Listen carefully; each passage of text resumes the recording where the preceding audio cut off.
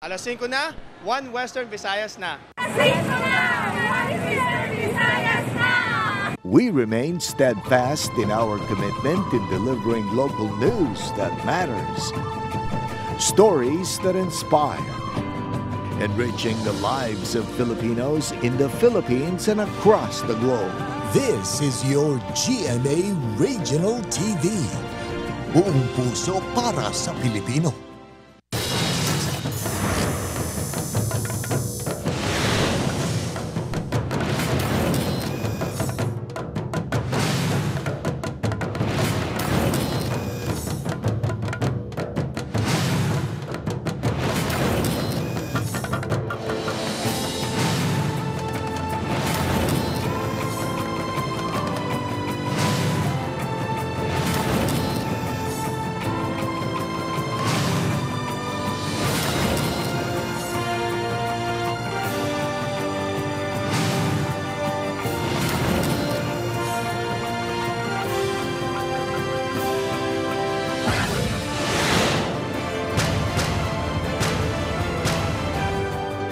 Ini ang GMA Regional TV 1 Western Visayas.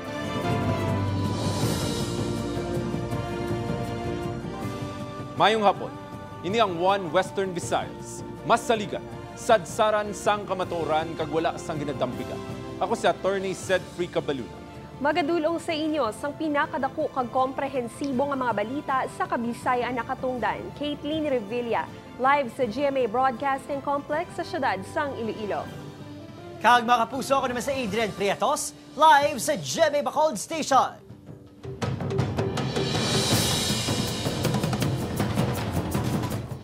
Para mas madamo nga mga residente ang mabakunahan, 3 ka vaccination sites sa siyudad sang Iloilo ang ginbuksan subong nga adlaw. Iloilo City Government nagpahayag nga preparado naman sa pagpangbakuna sa mga nag-edad 12 tubtub 17 anyos. Ini apisar, wala pa sa nabato ni abisong LGU kung saan ugid umpisahan ang pagbakuna sa mga minor de edad. Yaring balitang gintutukan ni John Sala. Nagligad pa nga 2 ka bulan sa nagmando si Iloilo City Mayor Jerry Trenya sa Iloilo City COVID-19 Task Force nga magpanglista sa mga minor de edad nga nagkaedad 12 tubtub 17 anyos nga luyag magpabakuna batok sa COVID-19. Wala pa sa may nabaton nga abisong Iloilo City Government kung saan ugid umpisahan ang pagpangbakuna apang posible kuno nga sa masunod nga bulan sarang na nga mabakunahan ang mga kabataan nga sulod sa nasambit nga edad. As of kahapon, nakaparehistro na kita sa 4,500 no, ka mga 12 to 17 years old naton nga mga kabataan. Ang aton nga vaccination team ready na iniya. Dako man ang pagpasalamat sa Iloy nga si Rose Marie Bangod in kaso nga madayon na sa madason nga bulan, mas protektado na ang iya bata batok sa virus. Para maanohan man na sa seguridad nila. Kaya siyempre kami mga baksin na mo, sila na lang. Hindi man na pwede, guro nga kami na baksinan, ang kabataan wala. Samtang subong adlaw, bukas ang 3 ka mga dalagko nga vaccination site sa syudad sang Iloilo para sa mga hindi residente sang syudad. Suno kay Kondo Hugutman nga ginamonitor sang city government ang mga vaccination area sa gud masiguro nga ginasunod ang protocols. Ilabi na ginalauman ang pagdagsa sa mga tawo. Iga-anunsyo naman sang Iloilo City Government kung liwat nga buksan sa mga non-residents sang syudad ang vaccination area sa masunod nga semana. Upood kay si Loren Duque, John Sala, One Western Visayas. Vaccination site naman sa Talisay City, Negros Occidental, gindagsa sa mga luyag magpabakuna baw pagpatuman sa social distancing nangin mabudlay. Yaring balita ang aton gintutukan. Gidagsa sa mga luyag magpabakuna ang plaza sang Talisay City kainas ang aga. Sa video ang kuha sang GMA Regional TV makita kamagluwas sa mga nagapungko sa sulod sang gym, may araman sang mga nagatindog kag nagahulat sa gwa. Talalupang dun man nga apisar naka-face mask madamo sa mga wala naka-face shield nga required kung tani sa mga closed and crowded areas base man sa mando ni PRRD. Isa lang si Godofredo sa mga nagpadulong sa gym para magpabakuna. Gutok gid. Daw ka mapuli gani ko kaya base kung dugay naman blang si kandos nga vaccination. May kapulisan naman sa lugar agon ipahanumdom sa mga pumuluyo ang pagsunod sa health protocol. Apang sa kadamuon sang tawo nangin mabudlay ang pagpatuman sang social distancing. Ang control ang crowd still manageable naton kag amat-amat naton sila control kag napapauli ang iban nga dapat may schedule sila sa ilang nga second dose. Matag ni Ramos, nagdamo mga tao bangod na nagdunga ng schedule sa first and second dose sang Sinovac vaccine. Madamo man suno sa iya ang nagpasimpalad nga magpabakuna, apisar wala nakapaschedule. May second dose nga almost 1,000. Then may first dose nga almost mga 500 plus. Kutob sa mga wala nakaschedule, ang ginpapauli na lang kag ginabisuhan nga magsunod sa ilang nga schedule. Opo, Kiril Casillo, Adrian Prietos, 1 Western Visayas.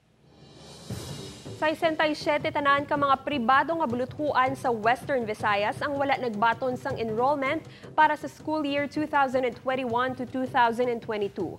Sa record sang DepEd Region 6, sa 61 ang makabig temporarily closed samtang ano naman ang permanente nga nagsirado. Suno pa sa ahensya kalabanan sa mga eskwelahan nga temporaryo nga naguntat sang operasyon ang yara sa probinsya sang Iloilo. Mayor nga rason sa mga eskwelahan nga nagsirado ang manubo nga enrollees. May pila ka mga estudyante sa pribado nga eskwelahan nga nagsaylo sa public school subong nga school year. Pwede sila nga maka-reopen for the next school year or anytime. Ang ilalas ni nga tagay mo ay mag-request din sila sa mga schools division offices. Pag inisa ang ilang request sini for reopening, ang ipadala sini sa may or i-endorse sini sa aton sini nga regional office. Pagpasira sa porsyon sang dalan sa barangay Buang Haro bangod sa ginapatukod nga flyover nagumpisa na subong adlaw. Mga motorista ginpanugyanan nga likawan ang pag-agi sa nasambit nga dalan agod makalikaw sa huol. Ining tutukan ni Daryl Marie Sarmiento live. Daryl?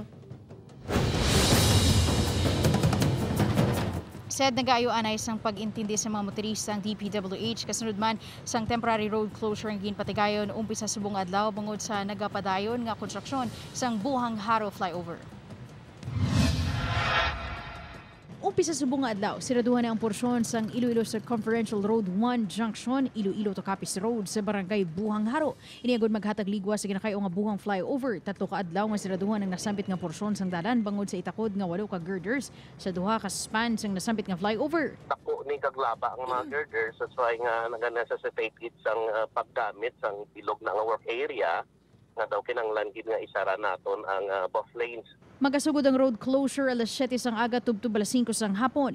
May mga gintubod naman nga alternatibo nga ruta ang PSTMO nga pwede maagyan sa mga motorista sa diin may 20 ka mga traffic enforcer nga magabantay gud masiguro nga mangintayuyo ng paglabay sa mga salakyan. The entire duration sang installation sang aton nga girder diri sa may buhang flyover no. May ara gikitaya sang tasking and even beyond.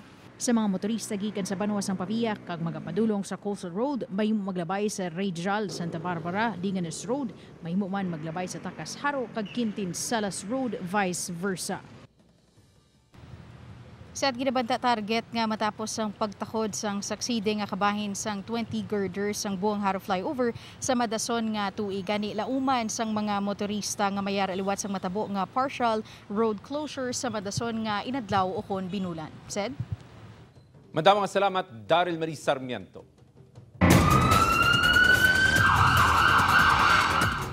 Siyam naman ka mga persona ang nagkradakpan sa ginpatigay ng operasyon sang Silay City Police sa barangay Ilopez. Naaktuhan ang mga ini nga nagpatigayan sa pauwak sa nasambit nga lugar. Na-recover sa mga nagkradakpan ang siyam ka mga pilason nga mga manok, magamit sa pagbulang kag masobra 2,000 pesos nga pusta. Ginpasakanas ang kaso nga paglapas sa Presidential Decree No. 449 ukon illegal nga pagbulang ang mga naaresto. Lapsag nga wala na sang kabuhi na sapwan nga nagawtaw-utaw sa tubig sa barangay Napidasan, La Paz, Iloilo City. Barangay officials ginaimbestigaran na kung sino ang nagbilin sa lapsag. Si John Sala nakatutok. Patay na sang makitaan sa mag-abyan nga minoro de edad nga sanday alias Polpol kag alias Tisoy ini nga lapsag nga lalaki nga nagautaw-utaw sa tubig sa idalom sang Taytay malapit sa mga pabalay sa barangay Nabitasan, La Paz kahapon sang hapon. Suno sa mag-abyan nagapangita sila sang paon sa bunit sang makita nilang lapsag. Sang una abi nila manikin o kun munyeka lang ini. Gapange ko abi ko na manikin lang. Hindi. Tawa ko po ka, baya guro laglag lang. Bako din, di na po to, manikin lang na, baya. Diya to, o gijay. Yung lantaw ko mayo, yung mutada ko dito na din kakita sang puso, dito na din nagpati ang bako sa upod ko, nakatang, di tapag tandugon. Suno sa mga barangay officials, wala man sang may nakita ang mga pumuluyo malapit sa Taytay kung sinong nagbilin o kung naghaboy sang bata. Sa karon pa dayon pang ila investigasyon kung sinong nagbilin sinikag kung taga-barangay mismo ang iloy. Ilocate pa namon ang tanan nga mga gabulusong sa amon barangay.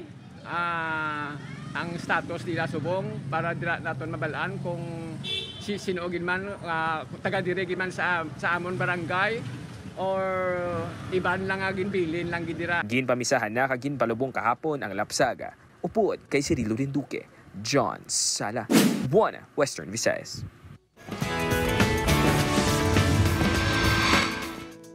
Kapuso Millennial It Girl Gabby Garcia malipayon sa iya pagpabilin bilang certified kapuso. Liwat nga nagpirma sang kontrata sa GMA Artist Center si Kapuso Millennial It Girl Gabby Garcia. I feel so humbled. Kasi, di ba, a lot of young people are dreaming to be part of the Kapuso Network. And here I am, staying here for almost 8 years, di ba?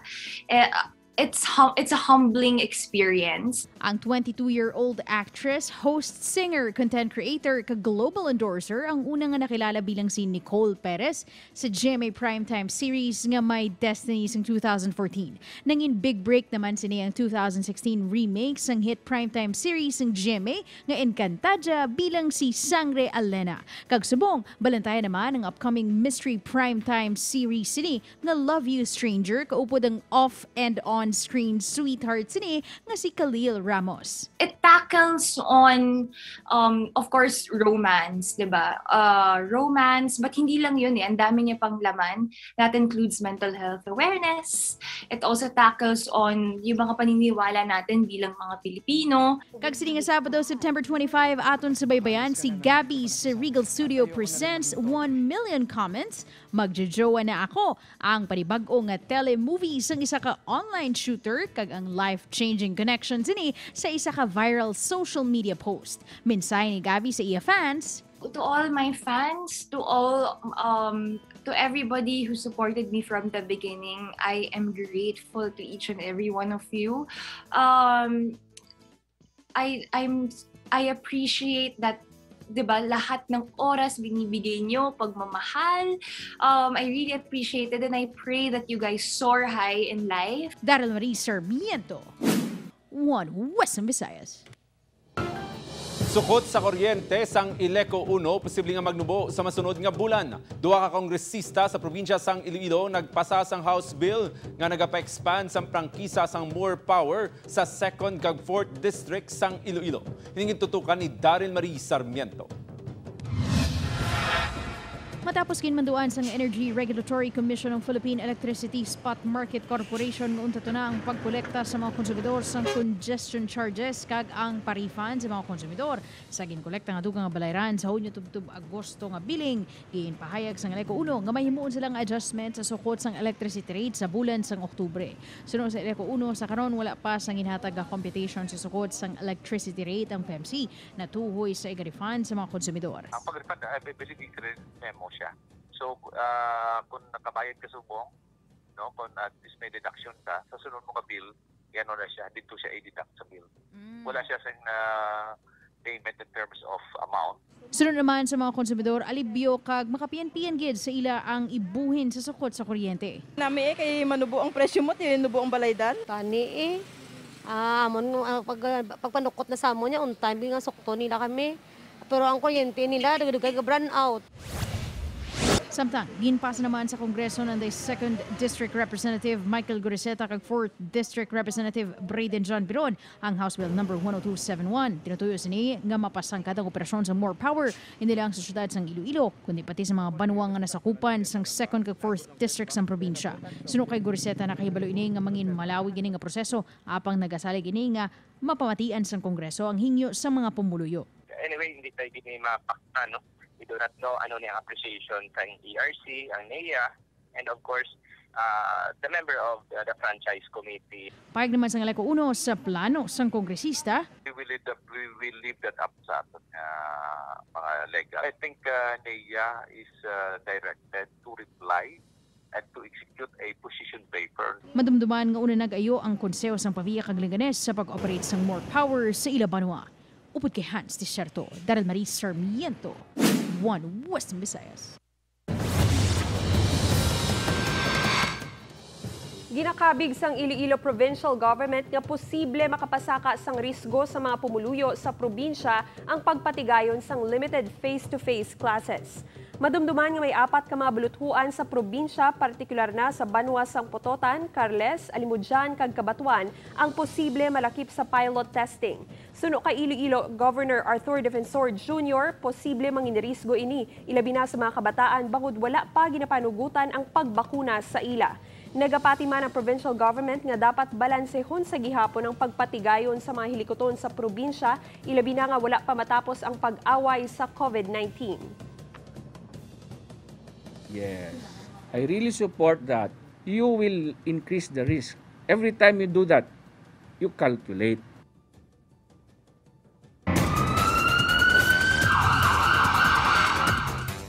Bao rider nga nagtuyo pa nga malagyo sa checkpoint nakuhaan sang shabu.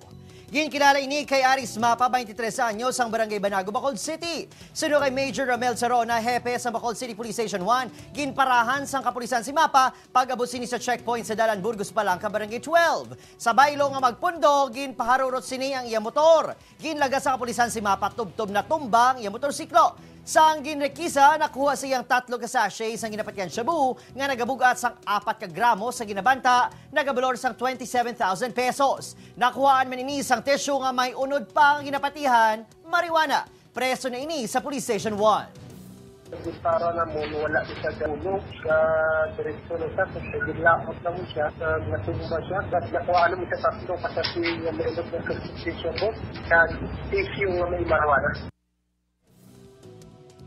2 ang patay kag isa ang pilason sa pagbungguanay sa motorsiklo sa Banua sang San Rafael, Iloilo. Si Daryl Marie Sarmiento nakatutok.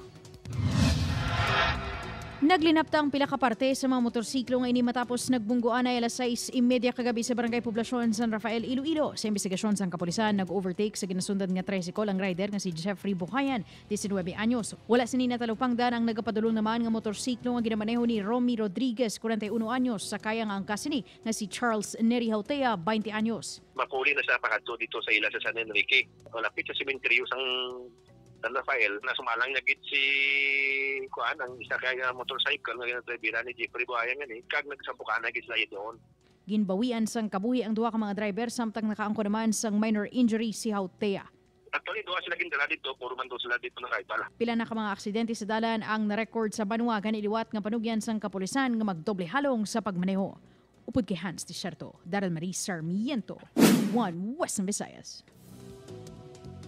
Iloy nga nagkuga siya bago bunag nga bata yara na sa kustodiya sang Rojas City Police. Iloy todo sa gihapon ang pagpanginwala ang ginpatay niya ang iya bata. Si John Sala nakatutok. Matapos gin-hospital arrest halin pa sang Setyembre 17 gin-turnover na kahapon sa kustodiya sa Rojas City PNP si alias Lin ang 21 anyos nga Iloy nga nagkuga patay sa iya bago bunag nga bata sa Rojas City Capiz. Suno sa kapulisan, todo sa gihapon ang pagpanginwala sini nga ginkuga patay niyang iya kaugalingon nga bata. Tambal nga sang pag-anak niya, patay na kuno ang bata. Wala na ginawa. So alegasyon naman siya nga utod, sunod siya utod naman, wala man dito sa natabwang insidente. Pagwa ko na sang bata, patay ng bata, nagkatulog iyang utod sa nagwa. Paano ang isa ka Iloy ng anak na wala sa kabatsyag? Manumduman nga nakitaan nga wala na sang kabuhi ang lapsag nga nakasulod sa eco bag kag gitago sa kabinet sa balay sang amo ni alias Lina. Dugang panirekto, masami nga nagahilibion sa selda ang sospek. Hapon sir, tigayon nga may lubong ng bata dito sa ilang lugar. Balita halin sa syudad sang Rojas, Capiz, John Sala, One Western Visayas. Isa ka kafgu ang patay samtang 2 naman na napilasan sa pagpang-ambush ang napatian katapo sang rebelde nga grupo kay nasang aga sa barangay Igbugakay, Hamtik, Antique. Base sa inisyang impormasyon, maligo kung tani sa ubos sang ila detachment ang 4 ka mga KAFGU sang hinali lang sila ang ginpang tiro sa mga armado nga lalaki. Wala nakabato ang mga KAFGU bangod wala sila sang dala nga pusil kag nakasibilyan lang. Ginkilala na patay nga KAFGU kay Michael Mariano, 22 anyos, sa barangay Osorio, San Remigio. Ang mga napilasa naman nga sanday John Carlo Cabigunda kag Peter Glenn Ocario. Ang padayon ginabulong sa ospital kag yara naman sa estable nga kondisyon. Padayon pang ginaayam sa otoridad ang mga responsable sa natabo nga pagpang-ambush. Mga kapuso, para sa aton nga lakat sang panahon, ang severe tropical storm Indulye ang ulihi nga nasiplatan 1,905 kilometers east sang southern Luzon sa gwa sang Philippine Area of Responsibility. Suno sa pag-asa, posible nga magsulod ini sa PAR sa Domingo. Samtang easterlies ang nagaapekto sa Luzon. Ang Western Visayas naman ang maka-eksperyensya sang talag sa pag-ulan, pagpanaguob kag pagpangilat dala sang easterlies kag localized thunderstorms. Mahinay tubtob kasarangan ang hangin kag balod sa Western Visayas. Ang antad sang temperatura ang yara sa 25 tubtob 32 degrees Celsius.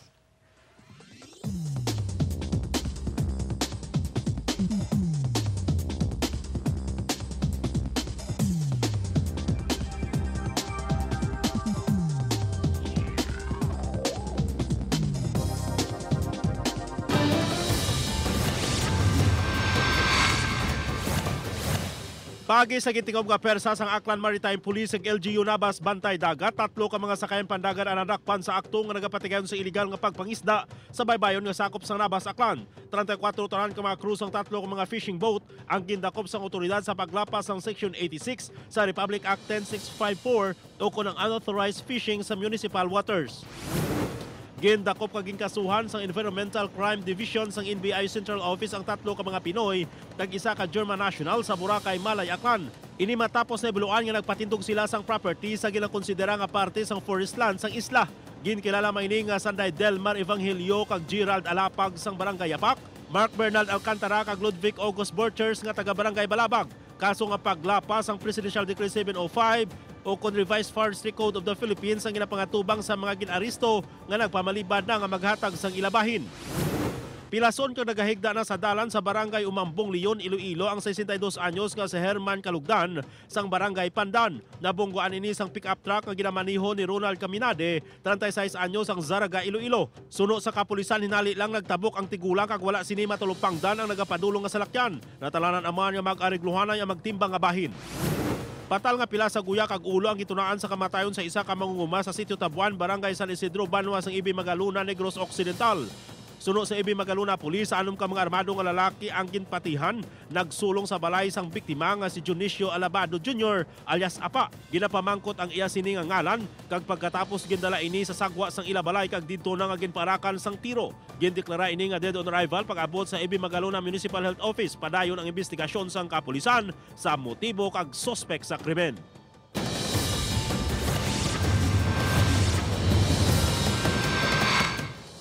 Mga kapuso, para sa COVID-19 update sa Pilipinas, naglabot na sa 2,434,753 ang COVID cases sa pungsod matapos sa dugangan sang 17,411 kahapon nga adlaw. Diri sa Western Visayas sa data sang Department of Health, nagapanguna sa may pinakamadamo nga kaso nga na-record kahapon nga adlaw, ang Negros Occidental nga may 320, Iloilo Province 262, Iloilo City 146, Bacolod City 145, Guimaras 58, Capiz 44, Antique 26, Aklan 20. Nagdangat ng COVID-19 cases sa bugos nga Western Visayas sa 124,534. 105,527 ang mga nakarecover. 16,107 ang active cases. Samtang nagdangat na sa 2,870 ang total recorded deaths matapos sa dugangan sang 13 kahapon nga adlaw.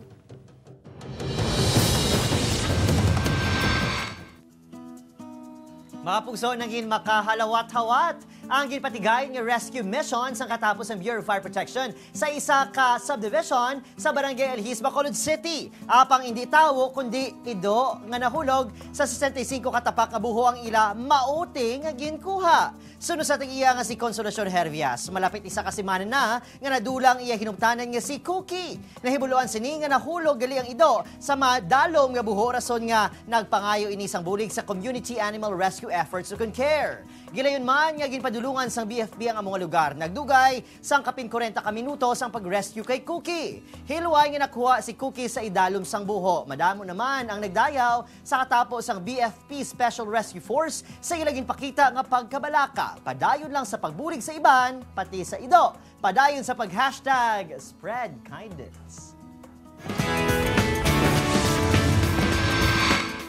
Ginpasalida sa mga kandidata sang Miss Universe Philippines 2021 ang ila mga madinuagon kag Artistic Manila Festival Queen-inspired costumes sa National Costume Show sang pageant. Tagsa ka kandidata ang may kinaiya nga interpretasyon sa tema apang stand out ang colorful costume ni Miss Aklan Cristel Abello.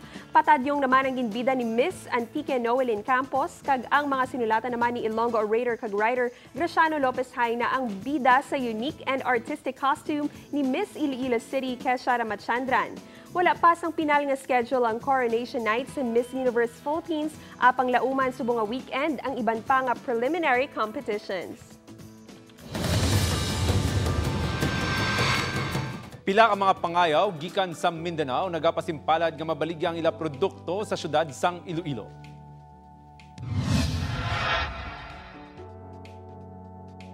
Nalalupang nun ang ininga native products nga nagahilera sa karsada. May mga kalo, basket, pulukuan, pati na mga duyan.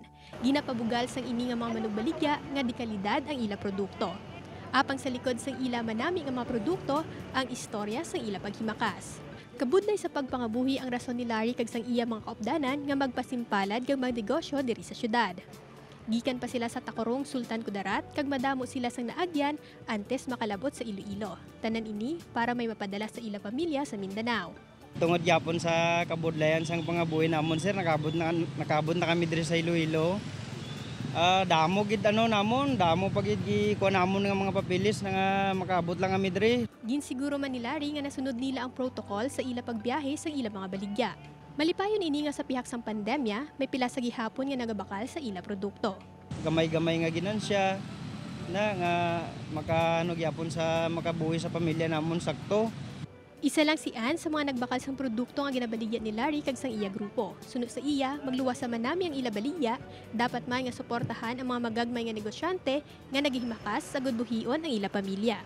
Let's support our brothers who are working really hard in this very difficult time. So bakal na kamo. Nagalaom ang grupo ni Larry nga mangin maayo ang resulta sang ila pagpasimpalad. Apisar malayo sa pamilya, apisar sang pandemya. Upod kay Romel Porquilla, Ashley Liza, 1 Western Visayas. Samtama kapuso, 92 kaadlaw na lang, Pasko na. Sa aton mga kapuso, dira sa Binalbagan, Negros Occidental, kag Balasan, Iloilo. Madayong salamat sa inyong pagtutok sa GMA Regional TV 1 Western Visayas. May manimалantawang ining episode kayiban pa ang mga balita lokal sa GMA Regional TV official website sa www.gmaregionaltv.com. Mahimo man ninyo mabisita ang official YouTube channel nga GMA Regional TV kag i-click ang subscribe button para mangin updated sa mga mainit nga balita sa mga rehiyon. Mga kapuso, mag-isa kita kag ibaloon ang mga balita tungod local news matters. Maraming salamat mga kapuso sa buong manangyara sa luwasang pungsod nga nagtutok sa madalag ko o nagapangunang balita sa riyon. Ako si Adrian Prieto. Sa ngalan sang bugos nga puwersa sang 1 Western Visayas, ako si Caitlin Revilla. Kag ako naman si Attorney Cedfrey Cabaluna, naghatag importansya sa mga balita lokal. Mga kapuso, we are Western Visayas. And we are one. GMA Regional TV 1 Western Visayas. Buong puso para sa Pilipino.